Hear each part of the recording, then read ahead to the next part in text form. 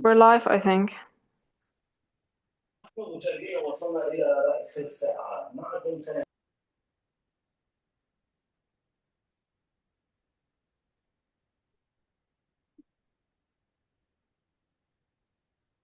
Hello, everyone. We are live? Yes, we are.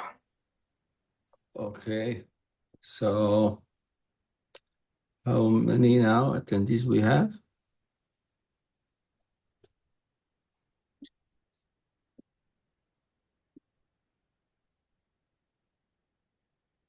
$63 as of last minute.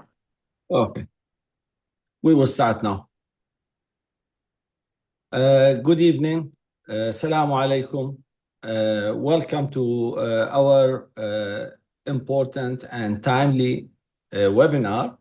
I am Munkid Dagir, the founder of the Al-Mustaqilla Research Group, also the West Asia and North Africa chapter president in WAPOR, also the MENA region president in Gallup International. I'm pleased to be with you today in this very important webinar to discuss what's going on right now in Iran. 23 years ago, in the same month, I was like my guest here today, searching for any reliable information about the aerial U.S. bombing campaign against my country. If you just quickly allow me to tell everyone that there is an interpretation in Arabic. So if they go بس هحكيها بالعربي. اكو ترجمة للجميع. اذا دستوا من المنيو جوا اختاريتوا interpretation راح تقدرون تختارون اللغة العربية واكو ترجمة فورية الآن باللغة العربية. شكرا لكم. Sorry again. Yeah, and there is also a recording on, I think we will have a video recording that we can circulate, and we are also now streaming directly live and on the...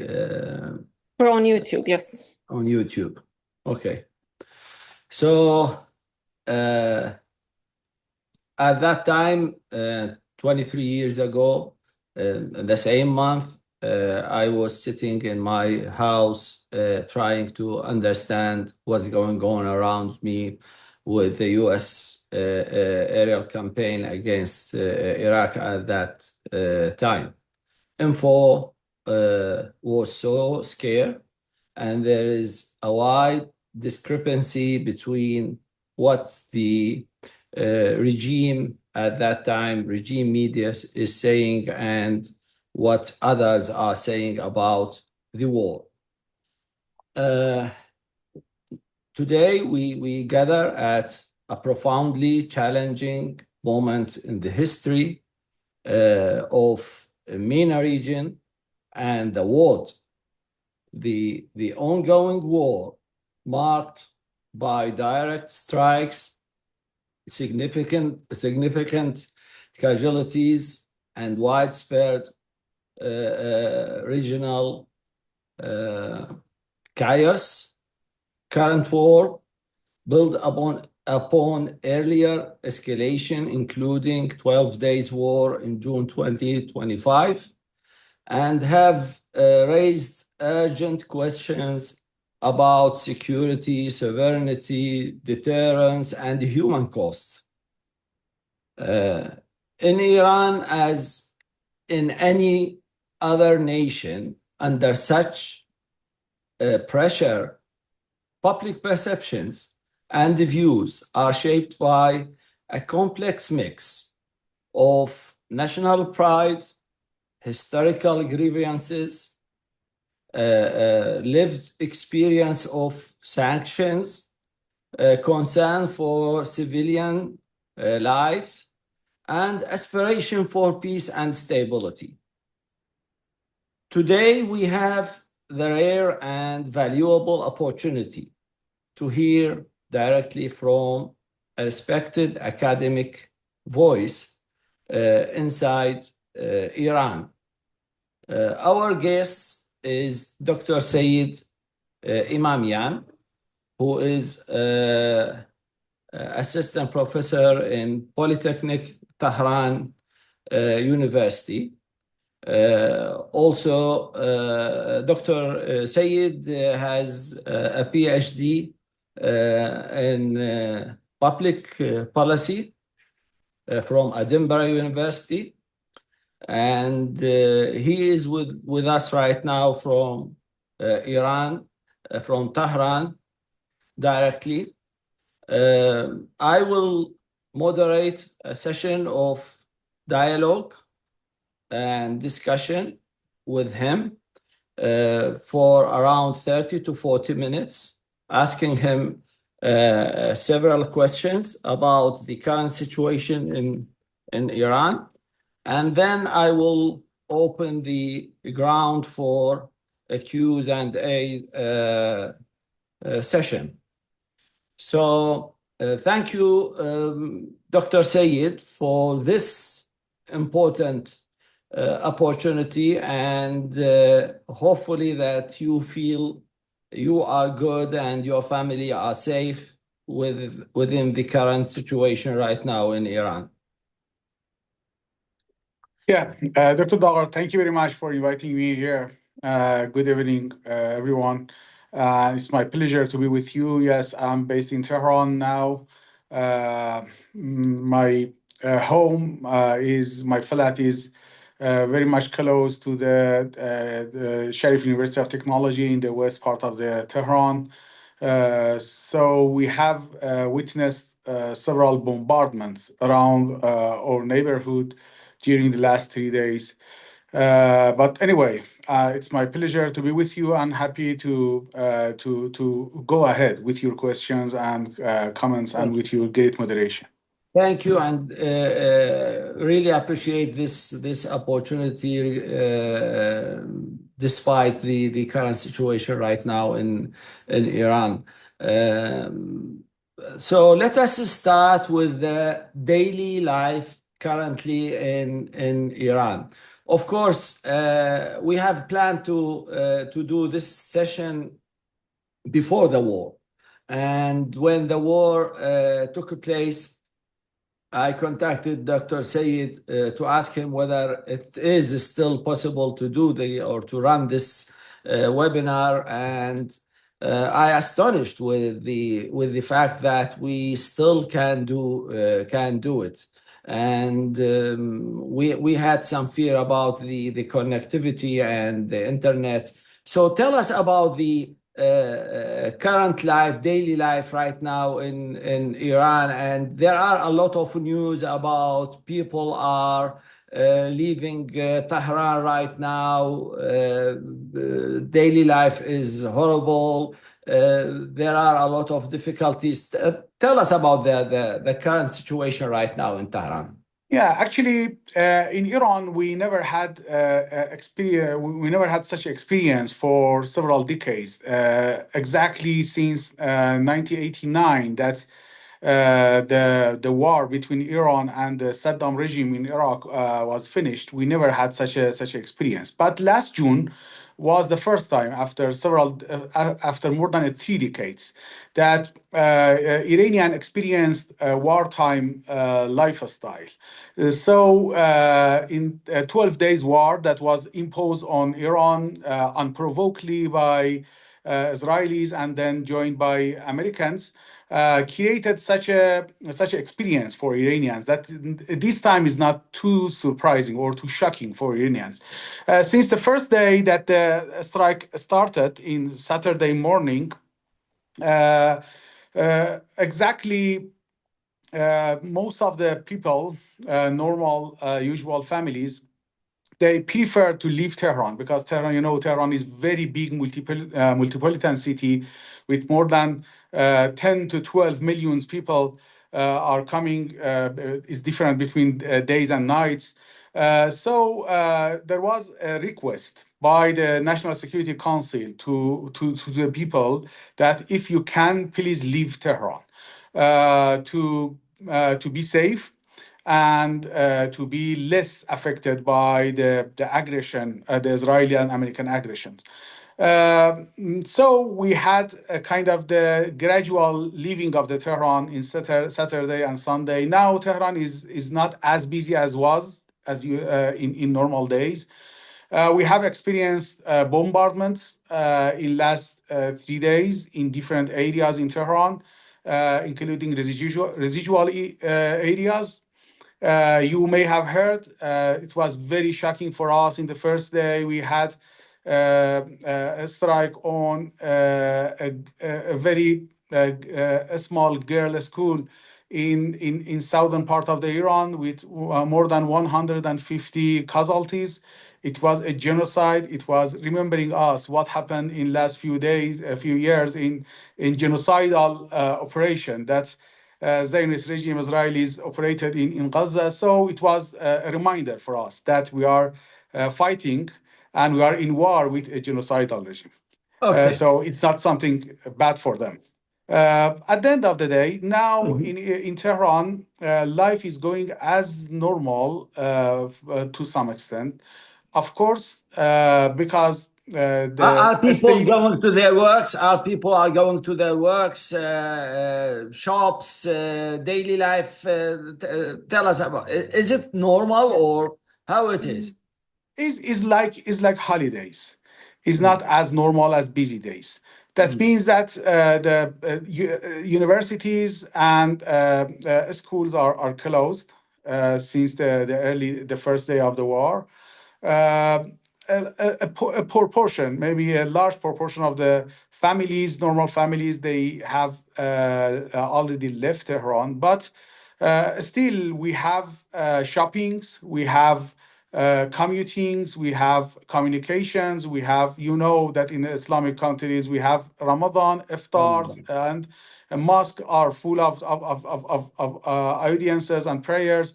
So prayers is going on. So it's half, I would say, is as holidays, not as normal working days. Okay. If So I'm going to compare it. based on your observations, how does the Iranian public perceive the current conflict? And what was the reaction toward the first airstrikes, especially after hearing the losses of Ayatollah Khamenei and other leaders in Iran? So tell me about the public perception and the first day and now. How is it? Does it change or let me know how it was affected by the news of the war. Let me go back to the last June. Actually, last June, when the strike started by Israelis, if we compare the June 13th, the first day of the strike, and June 25th, the last day of the strike, it was a huge, sharp increase in, generally speaking, social any characteristics of social capital in Iran. Based on most of the surveys, there was a huge increase in patriotism, social cohesion, very sharp decrease in separationist views, and I was presented several surveys and studies by my colleagues in different universities and institutions, comparing the social implication of the last war on Iran. So after the war, there was much more cohesive, much more integrated society. And the rally around the flags phenomenon was very much clearly observed in Iran. Since then, we had a lot of challenges. The most important challenges happened in January 8th. And the kind of the peaceful demonstration that turned to a very violent evening, suddenly and shockingly, with the intervention of different actors, and we are based on the again observations and some studies and something that was said publicly by American policymakers and Israelis influencers and policymakers. There was some infiltration by someone that we could call them sleeping cells, Mossad sleeping cells, that Mike Pompeo called them Mossad agents inside Iran. So suddenly the peaceful demonstration changed to a very, very violative conflict in one evening in January 8th, and led to more than 3,000 deaths based on the official announcements, and there was some other speculations by foreigners and particularly by opposition on more casualties. So what happened in January 8th has created a lot of division amongst the society. We moved from a very cohesive, integrated society in June 25th to a to some extent, polarized and politically controversial society in after January 8th evening. Something that happened on that evening, and we call it September 11th of the Iranian security establishment, because it was very shocking, very surprising for them. Since then, we had a lot of we came back very quickly. We came back to the normal life after that, but behind the scenes of the society, we had a lot of controversies, a lot of disagreements among political issues. Once in last Saturday, the strike started, and Iran was attacked by Israelis and Americans, and particularly by the assassination of the Iranian leadership. It created, to some extent, a very contradictory sense inside the society.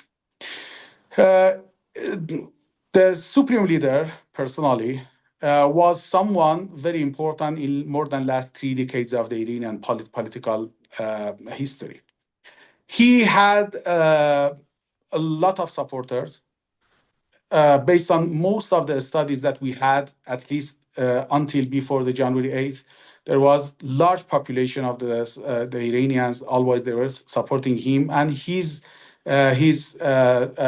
support was increased very much after the war in last June. At the same time, he had a proportion of the society that they disagreed him. Dr. Sayed, do you have some numbers about the popularity of the supreme leader according to your surveys, or do you have some numbers? Yeah, actually, I had some numbers, if I'm not mistaken, in post, but I'm not pretty sure right now, and I could send you the exact numbers afterwards in some surveys. Roughly around between 77% of the society were supporting his very important role in reviving the Iranian military after the first shocks that Iran experienced in last June. So he was the one that he came to the TV and he said that we are going to retaliate and we are not going to give up.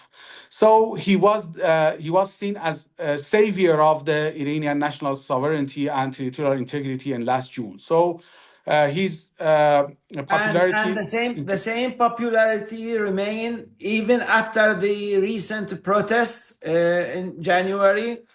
After the recent protest, I never seen any still valid survey, because when I asked my colleagues why you are not conducting a survey right now, they said that still, based on our methodological validity, it's not a good time for having a survey, because still the society was very much was very much affected by the events, and there was not a normal time for conducting a survey. So I never had. Maybe they had someone, but I could imagine that there was some more disagreement with him after the January 8th.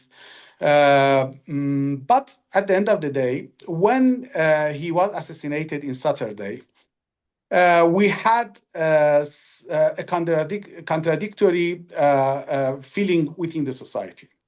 Of course, a large proportion of the society still are, even amongst those that they are politically not totally agree with him, or sometimes very much disagreeing him. They were respecting his role as a spiritual leader, as someone that was very much a patriot in terms of keeping Iranian national sovereignty and territorial integrity safe and alive. In just in Sunday morning, that it was publicly announced that he has been assassinated, there was a very grassroots gatherings in 6:30 a.m. in most of the cities in Iran. Just after suhoor, I went to the one of the main squares in Tehran, and I found about a very diversified group of people, even some women without hijab, very modernized, that they were crying hardly. But at the same time, But Doctor, at the same there time, was, yeah, at the there same was time, news, there was yeah, at news the media coverage on the opposite side. Yeah, at the same time, we had once Donald Trump announced that we had some occasions of people, they were celebrating his assassination.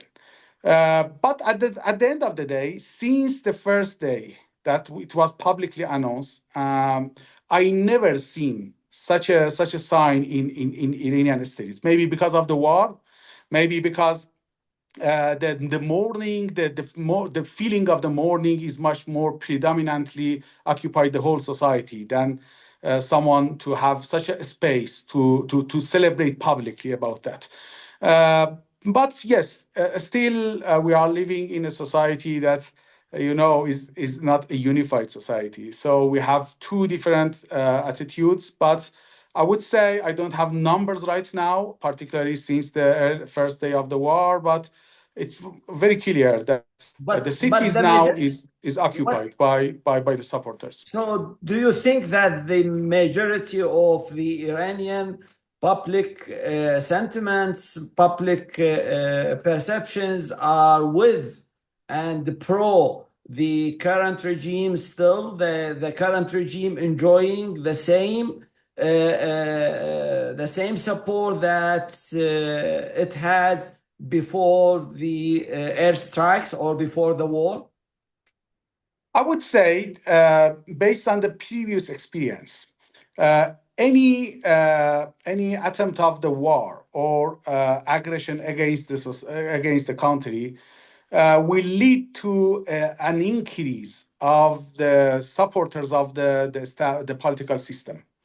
Because they are going to move beyond the political disagreements, because sometimes they are thinking of the war and the wartime as the threat to national security.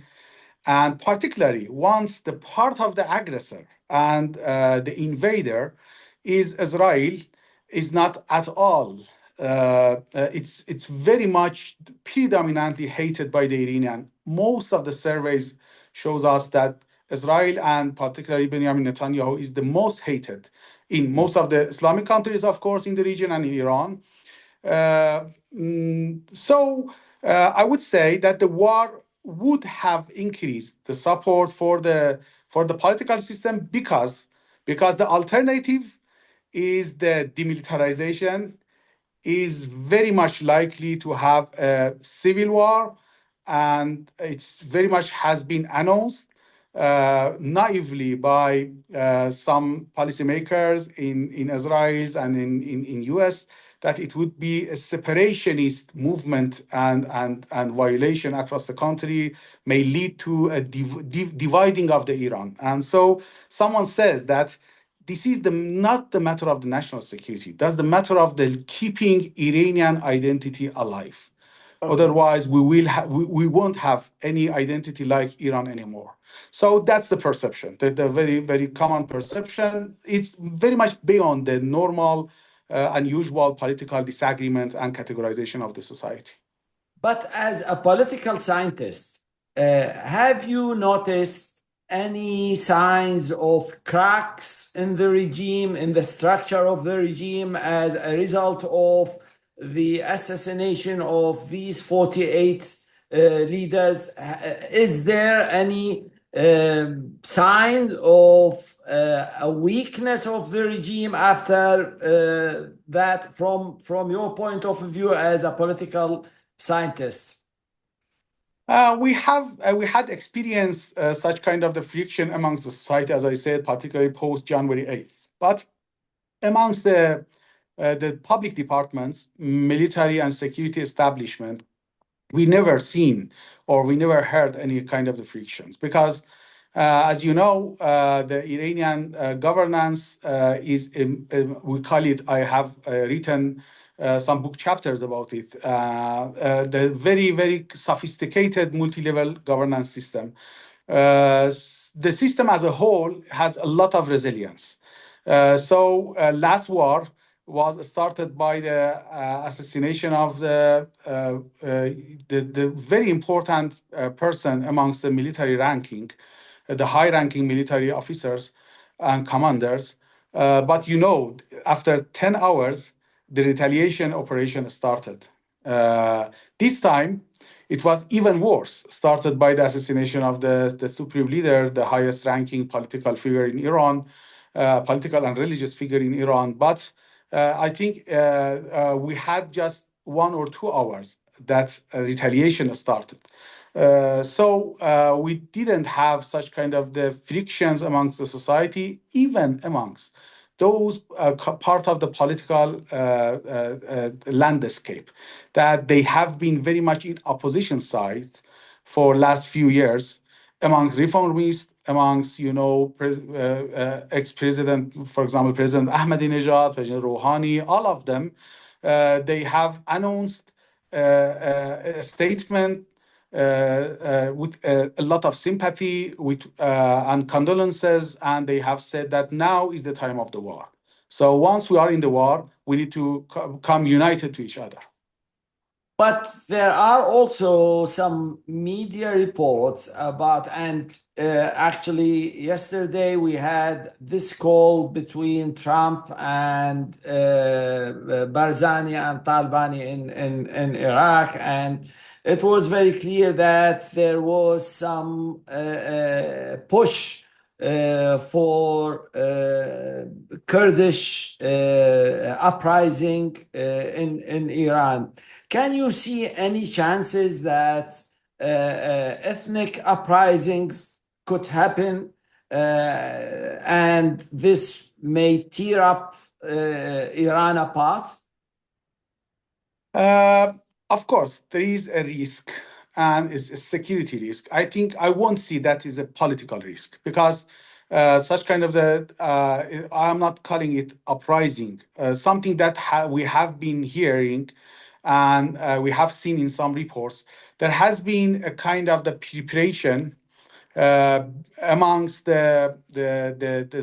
some groups that we call them based on the activities, terrorist groups in north west of Iran and southeast of the Iran. Those that they have been based inside the Pakistani borders in southeast and the Kurdish borders in Kurdistan borders in north of the Iraq. So there has been a long time preparation amongst them, has been observed and has been monitored by security departments. And we have seen several reports that they are looking for an opportunity to get in the Iranian borders a kind of a proxy to the, for example, American and Israeli troops on the ground. So if it happens, it would be kind of the terrorist group infiltration inside the country. It's not a homegrown grassroots uprising, at least until now. We never seen such a sign of that. Maybe they are trying to have some kind of the supporters or sleeping cells joining them once they are getting inside the society, if possible for them, if happens. And that time we would have some internal Iranian groups to join them. But at the moment, there is a lot of preparation outside the Iranian borders, very much funded, trained, and supported, as you mentioned, even politically, very publicly by Trump and Israelis for a long time. Okay, but do you see that these armed groups will have some kind of support from the minorities in Iran, non-Persian Iranis, Kurdish, Sunnis, Arabs, etc.? Do you see such probability? Yeah, you know that a country as big and as diversified as Iran, ethnically, culturally, linguistically, always there are some gaps within the society and categorization within the society. We have experienced some separationist groups in early years of the post-revolutionary years, and you may have heard or have studied some pan-Arabist movements in the south west of the Iran, some Turkmenist separationist terrorist groups in the northern east northern part of the Iran, Baluch, Kurds, and we have had some kind of the very violent conflicts in early years. And we always in Iran, security establishments have been very much monitoring these kind of the groups because they have been always funded by the foreigners. The most important event happened in the last days of the war, the Saddam's war on Iran. If you remember, just once the agreement signed, and it was some kind of a common perception that the war ended, there was infiltration against from the west of the Iran by the MEK group that supported by Saddam. They came inside the Iran, and if you remember, they had such kind of a perception. Once they are coming inside Iran, after 8 years of the war, society has been weakened. Society has been very much affected by the war. They are tired of the war. They are tired of the political system. So they will join us. And there was a very famous sentence by Rajavi that we are going to go directly towards Tehran. And we will have our meeting next few days in Tehran. I am originally from the west part of the Iran. They came very much close to my city. And there was a kind of the public announcement that to whole Iran. And I remember at the time, Ayatollah Khamenei was the president. And he was the one that announced that I'm going to be in the front line. Anyone who wants to defend the territorial integrity of the society, come with me. And it was one of the very historical moments that he went to the front line, and huge number of the people joined the military defenders of the Iranian of the borders. So they stopped them very close to the Kermanshah. And then there was a huge defeat for MEK at the time. It was a few days after the agreement between Iran and Iraq by the mediation of the UN at the time was signed. So we had experienced, it was the most important experience of infiltration of the terrorist separationist group inside the society by the perception that society will join us and they will welcome us. So it was a huge historical defeat for MEK at the time, and it was the most important such kind of the operation that we had experienced in the last few decades. So you don't think that you think that the current regime in Tehran is still enjoying a good support from different minorities in Iran. Am I Uh, correct? I think it's much more complex than such a simple answer. Mm. Of course, current political system, if you call it a unified political system, so we have different political groups amongst them. They have their own supporters. Sometimes Ahmadinejad has a lot of wide support. Sometimes Rouhani has support amongst the reformists, Khatami, others, Pezeshkian. So generally speaking, there are some supports for the political groups or political figures amongst the political landscape, Iranian political landscape. But we have a group of Iranians that they are not necessarily support any figures or any political group amongst the landscape, but they are supporting the political stability of the country as the most important thing for keeping national security and guaranteeing national security, protecting national security, and also preserving Iranian, as I said, territorial integrity and sovereignty. So it's quite different. It's not it's very simplified or unified attitude towards the current political system, but just we need to be aware of the perception about our enemy or the aggressor. If we are thinking of Israel, most of the Iranians, based on the surveys, as I said, has been done in post at least war, 12 days war in June. Most of them are thinking, not only Iranians, you are expert of the field.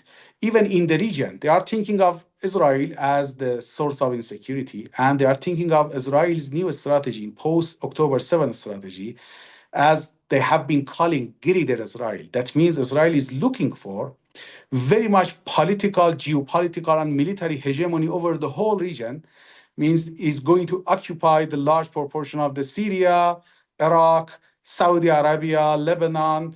And so it's kind of the expansionism and genocidal nature of the Israelis has created a lot of concern for everyone in the region, including Iranians, that the enemy is not going to please you. The enemy once comes to your country, it would be something very different. Particularly what happened to the post-Assad Syria was very concerning for Iranians because they witnessed a very important moment. Once the Assad left Syria, and there was a very much a group came to power that they won't be they were very much against any violation against Israel. Israel started to demilitarize the whole country, occupy the large proportion of the southern part of the Syria, and to fuel a kind of the division amongst the society, and to some extent there is no such a unified Syria anymore. So it was very concerning for the Iranians that what we are seeing is not a normal political shift or grassroots revolution or anything we call it. It's a kind of the occupation by a very expansionist or eliminationist power that is looking to full hegemony over the region and dividing any geopolitical power or counterpower in the region, including Iran.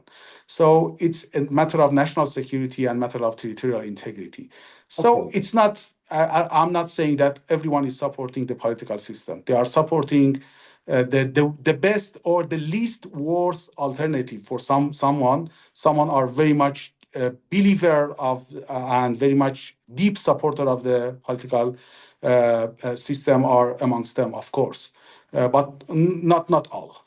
Okay. So I have 5 to 7 minutes left before giving the ground to or the floor to the Q&A, and I have many questions yet since you mentioned about the political system and the political system landscape right now in Iran, it's known that Iran is not one block in its political system. We have the revolutionary Iran, and we have the state of Iran, or let us say the hawks and the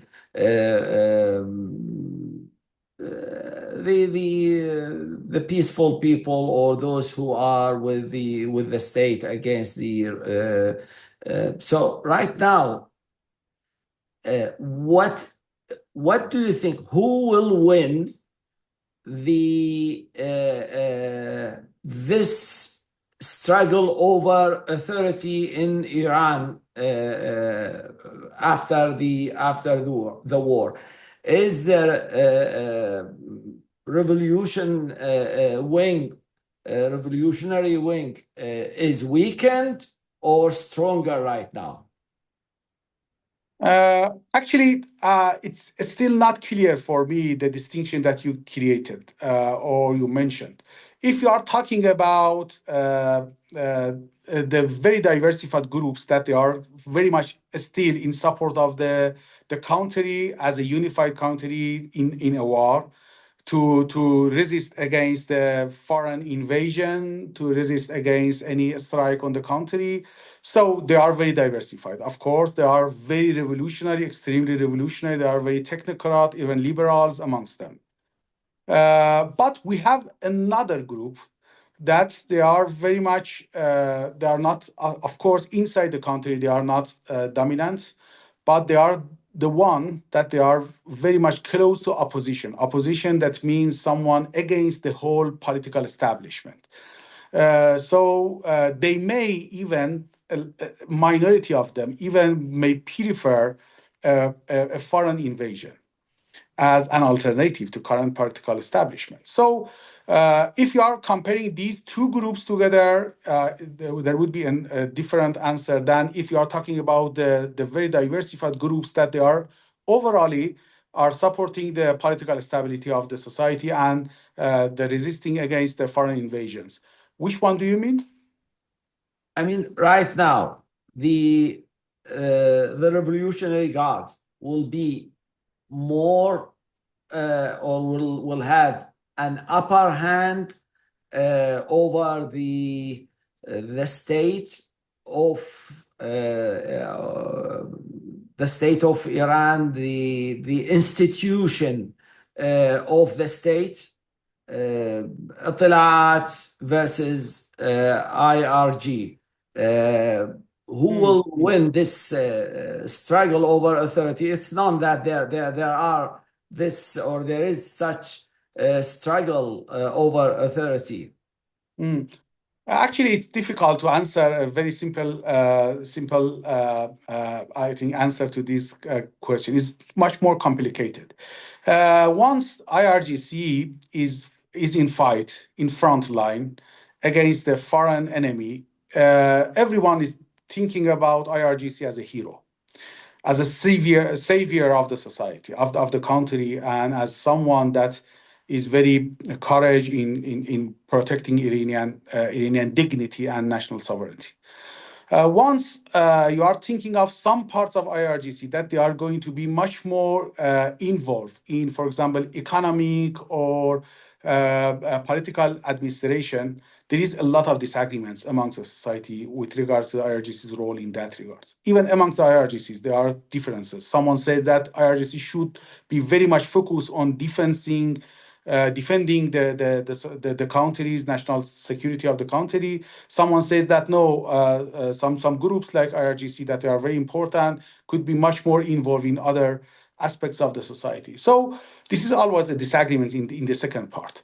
I think what may happen after the wars very much depends on the result of the war. And also, you know that we are in what do you think the result of the war? What Pardon? do you think? What do you think that the result of the war will be? It's not wise for me to predict because it's very challenging and very fast changing.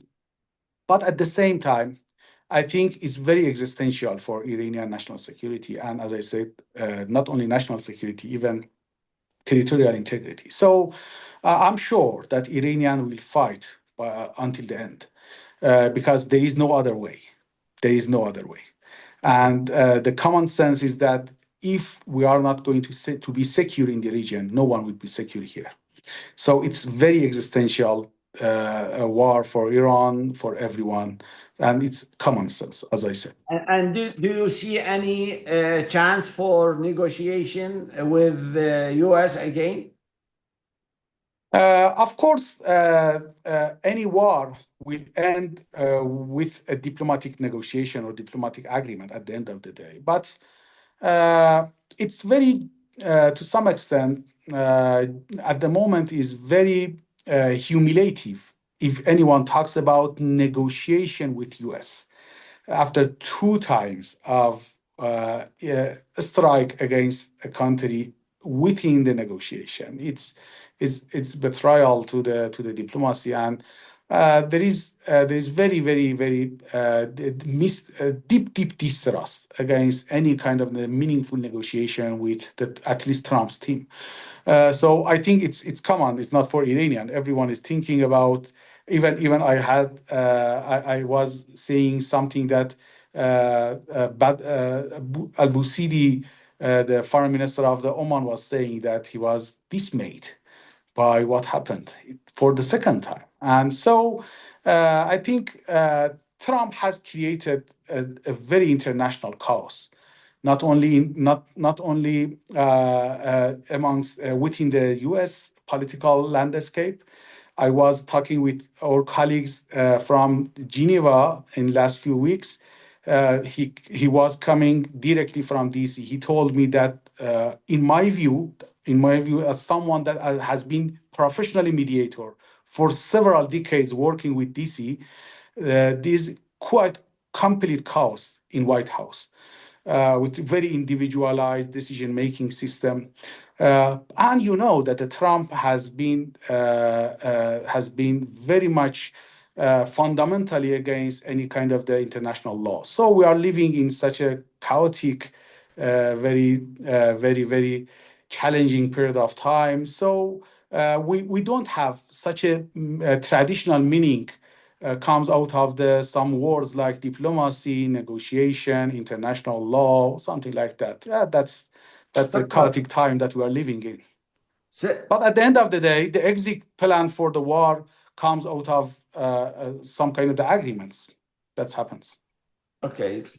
Since you talked about the foreign minister of Oman, it was a surprise for many of your friends in the region, like Oman, Qatar, and to be attacked by Iran. And I know that you are or the Iranian official position that they are not attacking these countries, they are attacking the US bases, but at the end, Dubai airport, Qatar airport, the Oman port, these are not US bases. So some analysts say that this was a strategic mistake by the Iranian to attack and to spread the war, and also about Hormuz Strait. So these two things, two strategic mistakes, now will make more or will bring more international community to come against Iran and to ally against Iran. What do you think? Actually, it was a very challenging period of time for me personally, because I have been personally in touch with colleagues across the in the southern part of the Persian Gulf with Qatari colleagues, Omani colleagues, and from other countries also. So I have been very much pressurized by both sides. I have been trying to convey some messages, of course, informally as a kind of the track to messaging amongst them. There are two things. First of all, Iran has denied to attack any part of the national territory of any of those countries, including particularly Qatar and Oman, as two very brotherly countries to Iran. So some few examples of attack that happened in civilized non-US bases, I think two in Oman and a few in Qatar, have been denied publicly by Iranians that it was not us that we attacked them. But Iran has been very clear that we are going to attack any bases, any foreign bases that has been used to attack us. So last 2 weeks, I was invited again by colleagues in Doha just a few days before war. And there was a huge discussion with very high-ranking Qatari officials about what happened in last war to Al Udeid. So they were talking, yes, Al Udeid is part of our territory, and Iranians were talking that no, Al Udeid was the enemy, the basis for enemy. So the Qataris was saying that yes, we accept your rationale, but at the end of the day, we need to have some kind of the political justification for our society. So Iranians were very clear that there is no choice for us. This is not our favorable choice to attack any part of your territory, even some part of your territory that has been given up to foreigners, to our enemy that is in war with us. But at the same time, it's an inevitably territory operation. We don't have any other option than retaliate the attacks or strikes on our society, on our territory, in any means that is available for us. And so, with brotherly countries, particularly as you mentioned, particularly Qatar and Oman, there has been a lot of connections, even with Saudi Arabia, a lot of communication between Iranian authorities and them. Even today, I heard that there was a very high-ranking communication interaction between Iranians and Saudis to have a kind of the mutual understanding of the severity and the complexity of the situation. But at the same time, Iran has been very clear that this war, since the first minute after the last war, that the next war would be regional war. That means we are going to attack the whole part of the region, anywhere that there would be an interest of our enemies. So, for example, in terms of the UAE, you know that in last few months there was a lot of report that the headquarters, some buildings, specific buildings in Abu Dhabi particularly, has been the mutual or joint headquarters by Israelis, hosted by UAE, just to plan not only intelligence gathering, to plan separationist terrorist groups and to militarize them inside Iran. There was huge reports came to us, not only to security departments, even to some analysts like me. I have heard a lot of evidence and I have seen several reports by colleagues from Saudi Arabia, from Qatar, from Oman, that Abu Dhabi has created headquarters that is very much dedicated to create chaos amongst the Iranian society and to prepare for civil war in Iran. So with such kind of the reports and intelligence gathering that happened, I have heard that Iranian authorities already have announced them that this is a list of the companies that they have registered, for example, in Abu Dhabi or Dubai. But they are Israeli companies, they are plotting against us. So if you are going to keep your territory safe, you need to find a solution for that. Otherwise, if any war happens, we will hit all of them. Not only the bases, even those institutions or secret institutions amongst within your urban spaces and within your cities, that they are plotting against us. So it's not our choice; it's an inevitable retaliatory response. Doctor, I think I don't have much time. I will ask you last question with 1 minute for you to answer it, so we can open the. I know that there are a lot of questions for you, so I will finish with the media influence. In what ways do state-controlled media shape public opinion about the war? We know that the media is controlled by the regime in Iran. How it is shaping the public opinion. Yesterday there was a big airstrike on the Iranian TV building. So media will play a very vital role. Do you feel that the state is still controlling in a good way the media? And then I will, after you answer this question, I will leave it for Arwa and Ran to choose the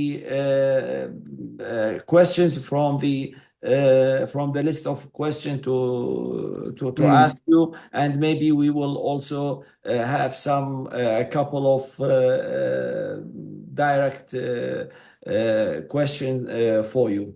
So please, Doctor, about the media. Actually, you know that media studies is part of my expertise. We no longer live in any society that the media as a whole is controlled by the government. With digitalized media and with proliferation of the social networks, there won't be any possibility for any government or a state to control media anymore. So Iran is not an exception. We have had a huge number of the millions of the Iranians that they are using social networks, not only Iranian social networks, international social networks, and you know that there have been always very huge, well-funded opposition-based TV channels that have been very much supported by Mossad, mainly by Israelis, and funded by them and by some opposition groups that they have been very much popularized inside the society. So Iranian society has been diversified in terms of the media landscape. Not only with regards to the domestic TV channels, yes, domestic TV channels are still owned by the Iranian state. But we have a lot of TV channels digitalized or have been broadcasted by satellite and are accessible inside Iran. So they're no longer controlling the media landscape is possible for any government, including Iranian government. Okay.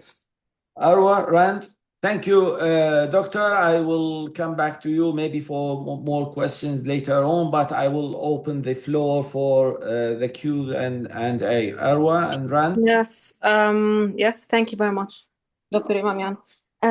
So allow me, some questions are very long, so I'll try just to summarize as much as possible from the questions.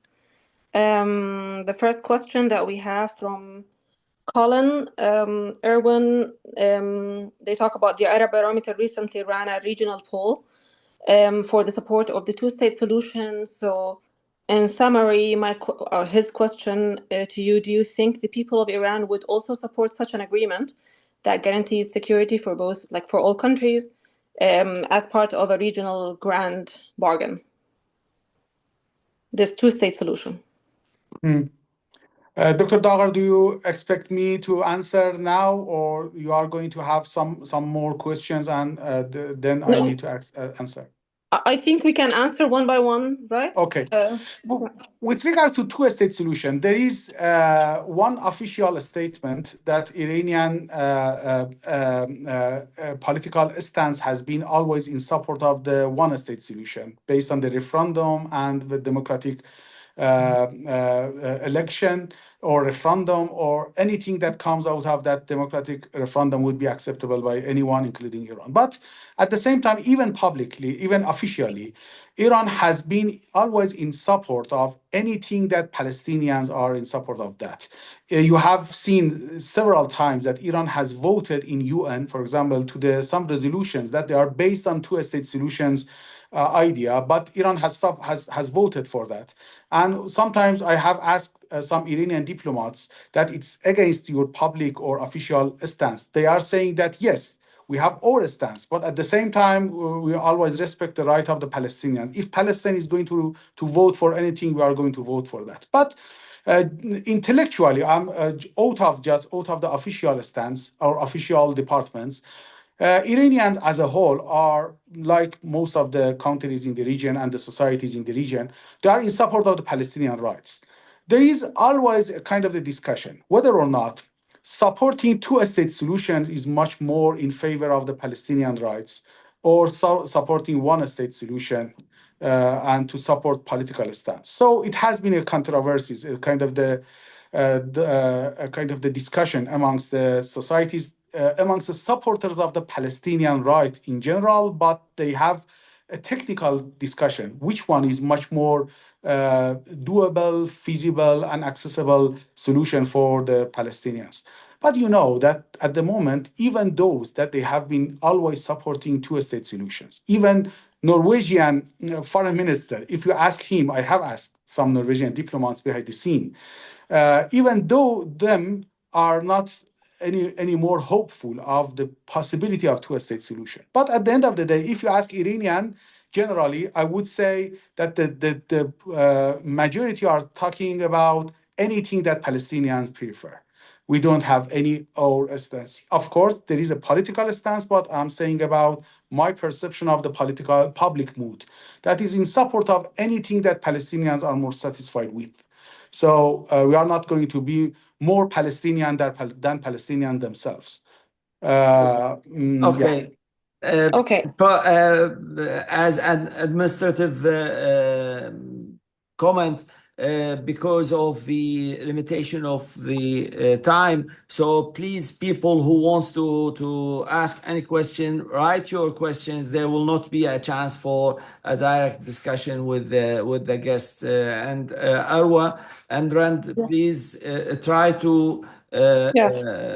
to ask more than one question and leave it for Dr. Okay. Saeed to answer it as quick as possible. Thank you. Okay, so I'll have a couple of them, and then we can have a pause. So a question from an anonymous attendee. I will just write say the question.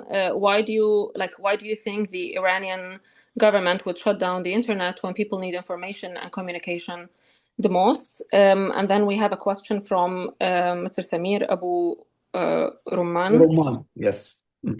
Samir Abu Rumman, do you because you mentioned the surveys, so he's asking, as opinion pollster, how comfortable and secure respondents feel when answering specific questions, particularly on those legitimacy and satisfaction with leadership in Iran, and regarding the trust in the government, are there any empirical figures that reflect Iranian public opinion? And then we have another question from Ms. Palma, or Mr. Palma. Do you have some idea about the women's opinion versus men opinion right now after the assassination of Supreme Leader? So should we stop, or should I continue reading? Yes. That's it. And then let the guest answer, and then we will have a couple more questions. Yeah, just for my, sorry, I never noted because I was thinking of having one by one question. The first one was about? The first one was about the internet shutdown. Why would the internet be shut down? Yeah, got it.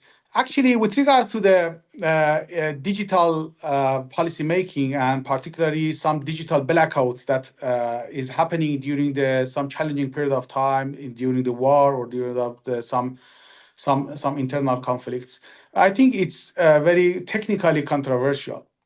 There are some rationale behind that, particularly with regards to cybersecurity. If you remember, we have had always a very huge hacking operation from outside the country against the Iranian public services. So during the war, it was part of the Israelis' strategy to have a cyber attack to civil, very much civil services inside Iran. In last war, we had, I remember, one of the biggest, more important cryptocurrency exchanges, companies that had billions of the Iranians pockets, wallet pockets there, has been hacked by Israelis. So there was a huge challenge created at the time. So the rationale for keeping cybersecurity, particularly during the war, is very, very important, rational and acceptable one. But at the same time, sometimes they are thinking of some specific international platforms that they are not going to be responsible or accountable to Iranian authorities. You know that the international, transnational platforms are accountable to big powers, to the European Union as a whole. I have been involved in the digital policy making studies. I have been very much invited to several European level policy making gatherings, and I know about the details of the digital policy making. So Europeans have been very much trying a lot to keep American-based platforms accountable and compliant to the European rules. But there is no such a compliance inside Iran. So some Iranian authorities are saying that we have gathered a lot of evidences of terrorist violence, even some military, for example, training or education amongst some specific platforms. So this is a matter of national security. But at the end of the day, it's always a trade-off between freedom of expression and freedom of access to the social networks, and at the same time, and digital platforms, and at the same time, some matter of the national security and digital sovereignty is questioned everywhere, including Iran. And sometimes in Iran, we have had a lot of criticism of the policies of the government in specific periods of time. With regards to the role of the woman, I don't have any specific statistics since the early day of the war, but even in post January 8th, we had a kind of the statistics come out of the composition of the demonstrators during January 8th and January 9th. And we found that it was very much men dominant riots or unrest, completely different from what we experienced in 2022. That was very much female-based kind of the social unrest. So that time was very much men-oriented and men-dominated, and it was quite different. But with regard to the support to the political system, I have heard, based on the previous surveys, that generally speaking, amongst the supporters of the political system, by different meanings, as I said, there has different kinds of the supporters of the political system. Women has still the large proportion. Okay. So the question of our colleague Samer Oberman Yes. about the surveys, because this question also from me, we want to know how surveys are working in Iran currently with such control by the security forces. Are people feel free to talk and answer questions, especially when it comes to sensitive questions? Can we do some surveys, as we are the biggest and the most important organization of public opinion surveys in the world? Yeah. In Iran, we have several institutions that they are very much well reputed and by the accuracy of their survey. And you know that the most important test for accuracy is during the elections. So we have always a competition amongst a few very, very professional institutions that they are commissioned by different institutions, different departments to conduct surveys. They are survey-making, very professional institutions. They have different methods, as far as I know. Some of them are mixed. They are using mixed methods of gathering how gathering the public opinions by being in physical spaces, being or gathering online or gathering by phone. Different methods and different validity rates. At the same time, there are a lot of technical complexities. Of course, in some questions, there are ones, sometimes, for example, me, as an academic or based on my institution, because you know that I'm running a think tank also. I have founded a think tank, governance and policy think tank. We have asked a survey institution to, for example, ask such a question on behalf of us. They are rejecting because they are saying that this question would be very sensitive, and most of our respondents, based on our experience, they won't like to answer directly to that question. So there are a lot of technicalities about how to frame the question, which kind of the question would be more Doctor, sensitive, which are not.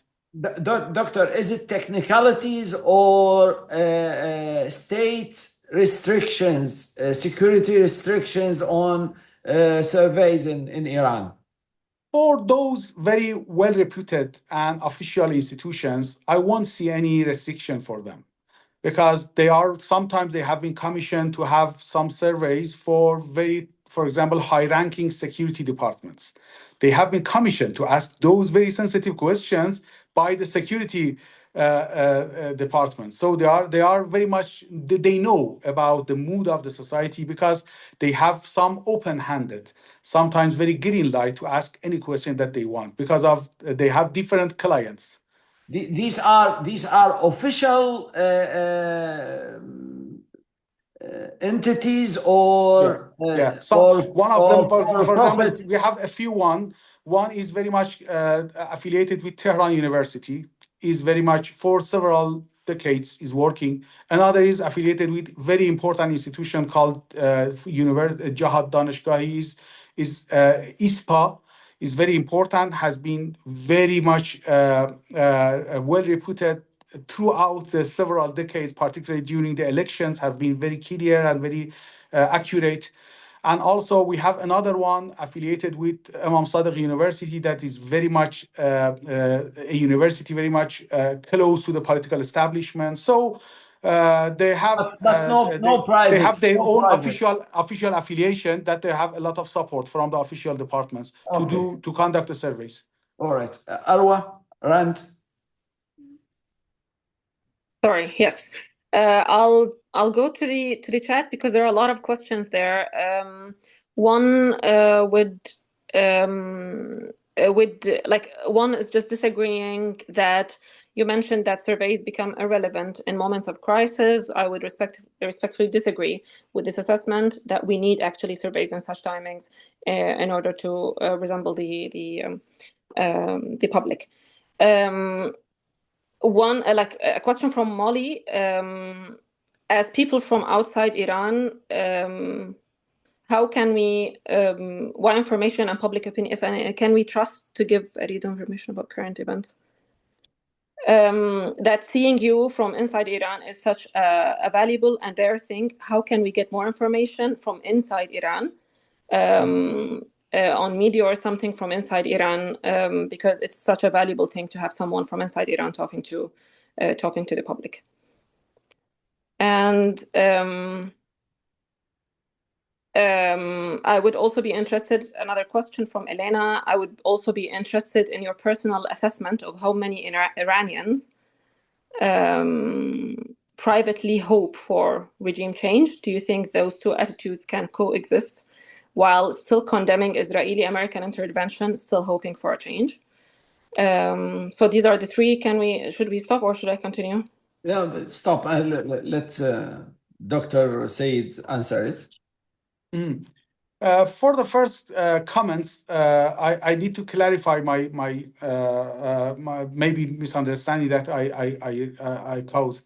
Yes, you are totally right. There would be some technical methods that we can use, or the survey institutions could use to have validate valid more valid results out of the event crisis period of time. But there was some kind of the maybe technical limitations or some pretext for some institutions that I have asked them about what is going on after January 8th, and they have replied to me that on our methods, we need to have much more stable political period of time to have our surveys done. But I won't be satisfied by these. I'm thinking that there will be some technical solutions for that, but I'm not expert of the surveying.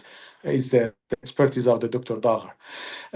With regards to the last question about whether or not even amongst the supporters of the national sovereignty and amongst those that they are very much against any foreign intervention or invasion to the country are thinking about the change, I would say yes and no.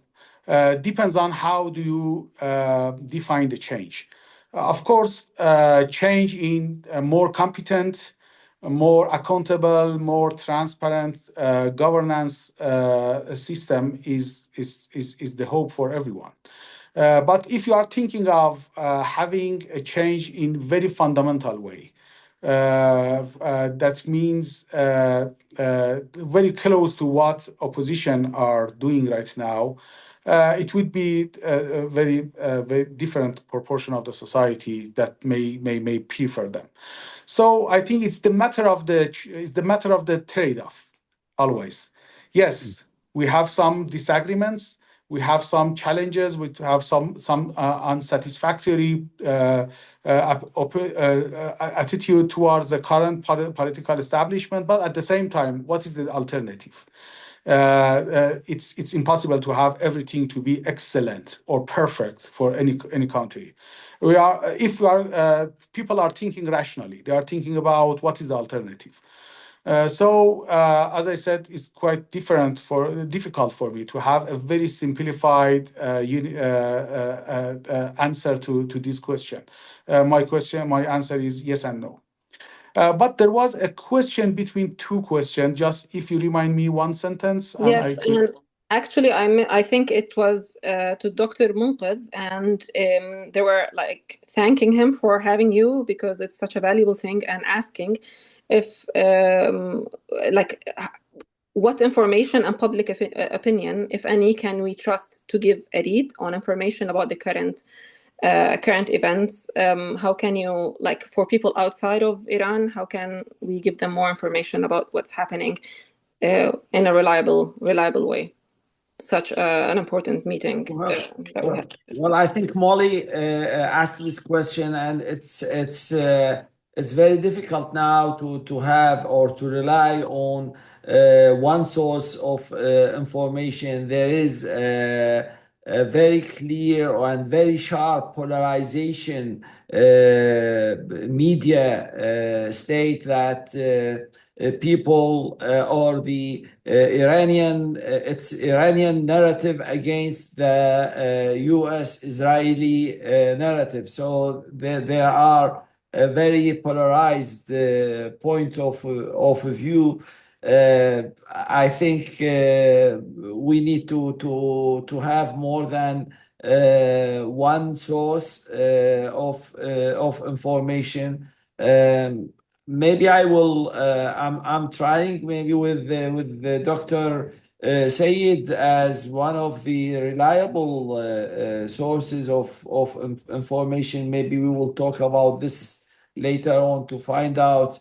I'm sure that the entire world, as someone who lived in Iraq under similar situation, I'm sure that it's important for the world to understand how the people, how Iranians really think about the current situation. Maybe this is something that I and Dr. Said will discuss later.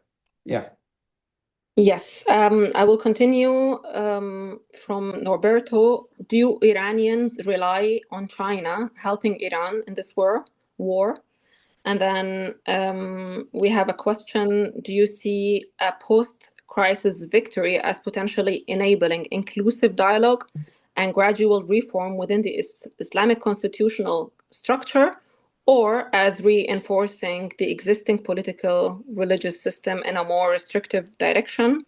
And then we have a question from Johnny Hield that we're told the internet, as we're told, was being cut, but this connection is wonderful. Will the regime seek to lock down the media environment and control the narrative, or will they allow Iranians' families to serve the World Wide Web? Lastly, do you like? No, yeah, we have lastly from Mr. Khalaf. Doesn't Iran's attack on its neighbors show a non-peaceful coexistence with its neighbors? And I'll stop here for your answers. Yeah, thank you very much. With regards to the China, of course, Iranians are. China is generally speaking, China is in support to Iranian position, but in very Chinese way, very conservative way, still very conservative way. So they know that what is happening now against Iran has a lot of consequences for China with regards to the security of the energy supply to China, with regards even to having very much Chinese penetration or influence in the region, very much limited if regime change or any victory happens for Israelis and Americans against Iran.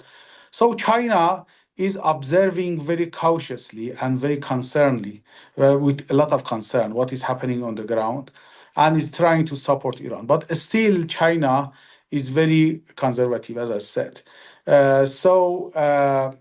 Iranians have never been surprised by such level of the conservatism.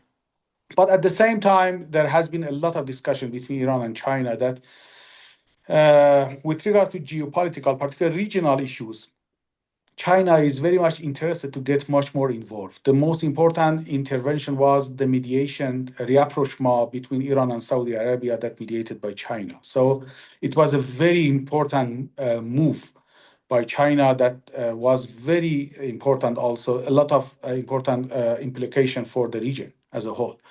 Always Iran and maybe some other countries in the region, they are encouraging China to get much more active in the region, to have a kind more geopolitical balance. But you know that at the time of the Trump is very aggressive. So everyone is very much cautious not to be heated by him. So that's the nature of the game that the chaotic period of time that we are living in.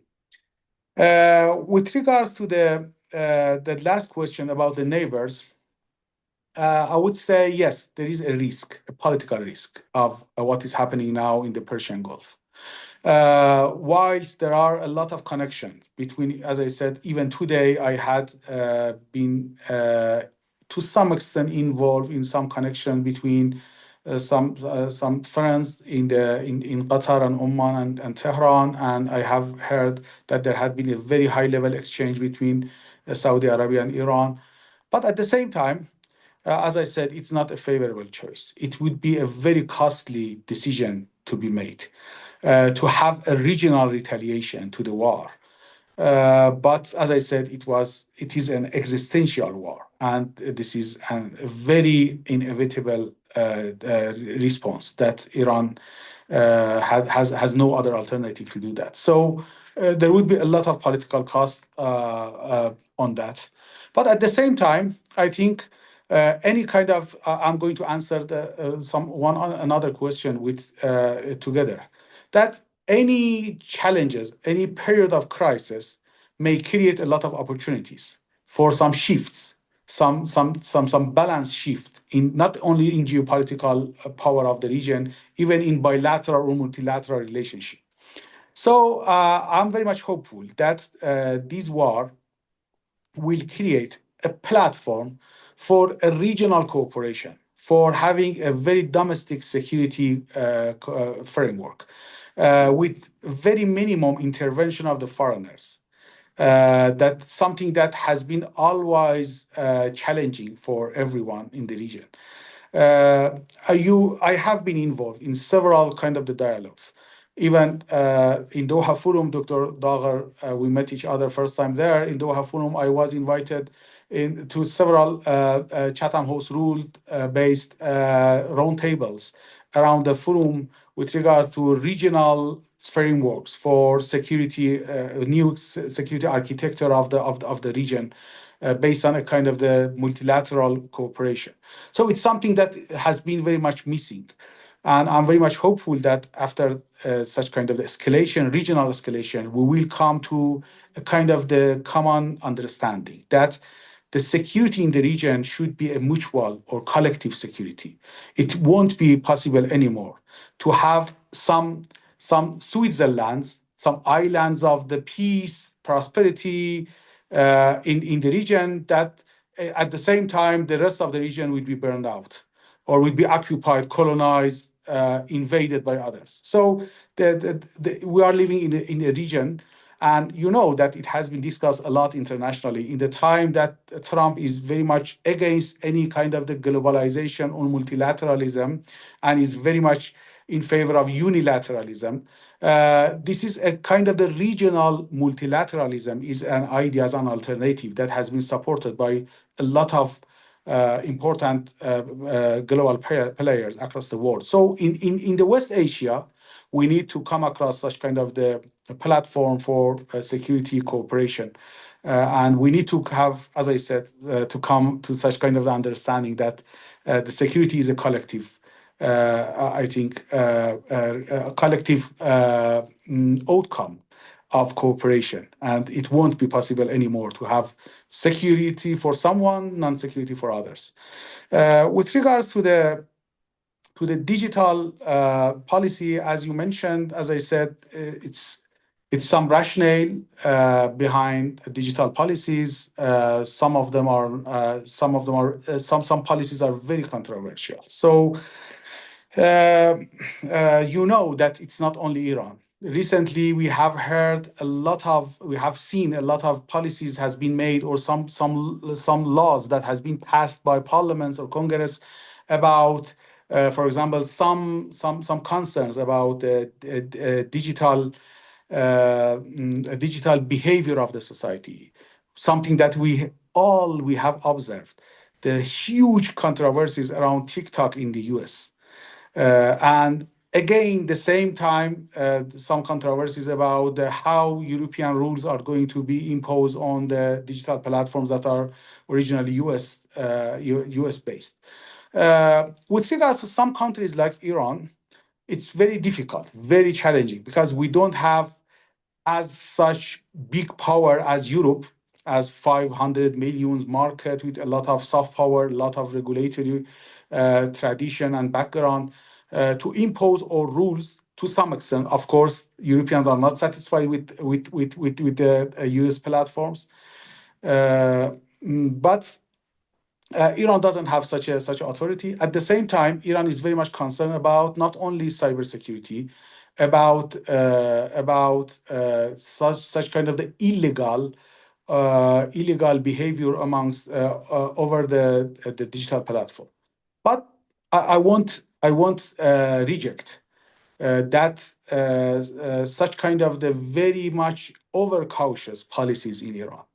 I have been in favor of a lot of more freedom, more openness to digital access in normal time. Of course, not in wartime or in very challenging period of time, crisis times. But in normal time, I am one that I have criticized a lot Iranian policies, and it's not a unified approach towards the digital policy, even amongst the governments. Now, the reformist governments led by President Pezeshkian is much more in favor of the freedom on digital platforms. But at the same time, something that may be interesting for you, that Iran has its own domestic platforms. We have Iranian Uber that has almost access to all Iranian are using those platforms. There are Snap and Tapsi Iranian Ubers. We have Iranian Amazon that's called Digicala, that all Iranians are using it. We have Iranian YouTube that's called Aparat. Most of the Iranians are using that. We have Iranian Netflix that called Filimo and Filmweb and a few one that are very much well respected by the Iranians and popular in Iran. In terms of the social media and messengers, also recently we have some Iranians that are to some extent popular. For example, in 2-3 of them, I have heard that they have almost 14 million daily users. 14 million out of the 90 million Iranians. That almost 75% are using social networks. So that means 2/3 of the Iranian social networks users are using Iranian platforms rather than WhatsApp or Telegram. They are using Bale or Ita or Rubica. So in terms of the digital entrepreneurship, Iran is very much advanced, well advanced. And some from an digital economy point of view, Iranian government is trying to support Iranian domestic platforms rather than the international platforms, and not only because of the security concern, because of the economic prosperity and preserving economic market for domestic platforms. So it's too complicated, but generally speaking, is a lot of disagreement and controversies about digital policies in Europe. Okay, thank you, Dr. Sayed. It's already 90 minutes, and it passed very quickly. Thank you for your patience. Thank you for your attendance. Thank you for all insights. I wish you and your family all peace, and the entire region, the entire world. We are dreaming about a stable, prosperous peace for all humanity. One last comment for WANA chapter, please, WANA chapter, West Asia, North Africa chapter member, please answer the email that we sent me, Senia, and the WAPOR presidency sent to you about the next conference of WANA chapter. Thank you again, Dr. Sayed, and maybe we will have another chance and another opportunity to have more of your wisdom and your insights. Thank you. It was my pleasure. Thank you for inviting me, and hope to see you in much more peaceful period of time again very much soon. Thank you. Thank you. Bye. Thank you. Take care and be safe. Thank you.